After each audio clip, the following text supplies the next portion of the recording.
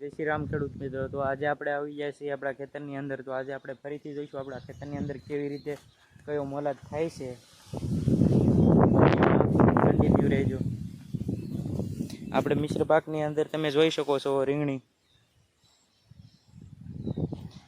રીંગણા ઉતરવાનું પણ શરૂ થઈ ગયું છે।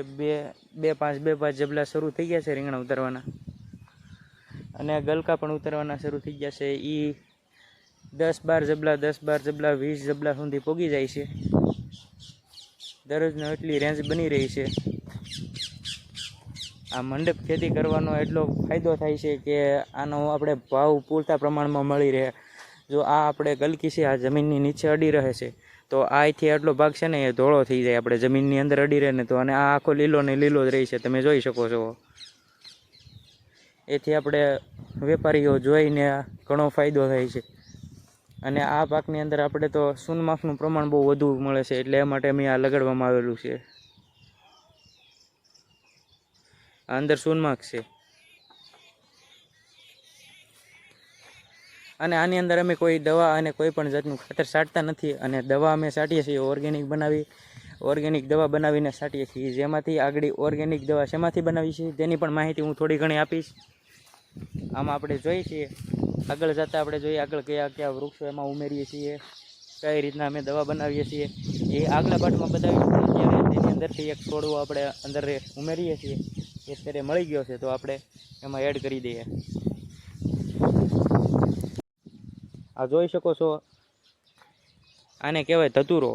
આને કાપી કટકા કરી અને અહીંથી થોડા નાના કટકા કરી અને તેને એક પાણીના પ્રમાણની અંદર ડૂબાડી દેવાનો અને તેને ઢાંકી દેવાનું। 10 થી 15 દિવસ 2 અઠવાડિયા સુધી રાખવાનું, અને એમાંથી થોડી ઘણી દુર્ગંધ આવવા મળે છે, એમાંથી સ્મેલ આવવા મળે છે થોડી।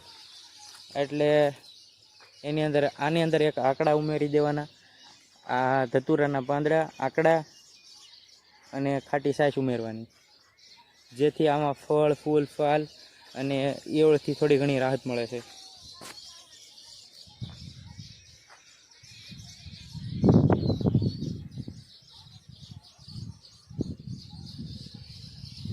આગળ જતાં બતાવું તો આટલામાં અમારે સોળી જોવા મળે છે, સોળી, રીંગણી, પછી ગલકા, અને આગળ જતાં ગવાર પણ એક છે, અને ભીંડો પણ છે, જે હું આ જ વિડીયોના માધ્યમથી તમને હું બતાવીશ।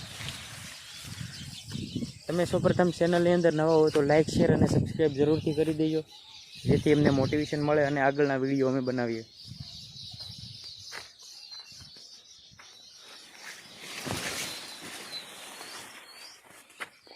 આ જોઈ શકો છો, આ વશમાં કોક ગુવાર પણ કરવામાં આવેલો છે।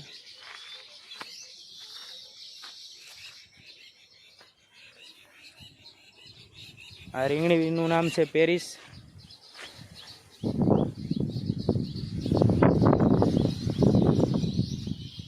અને આ ગલકીનો ફાલ 3 મહિના સતત ચાલે છે।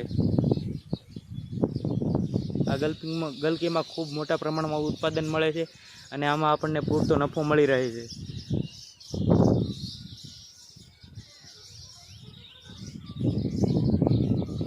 આ અમારે ટોટલ 3-3.5 વીઘાનું ખેતરમાં અમે આ ગલકીનું વાવેતર કરવામાં આવેલું છે।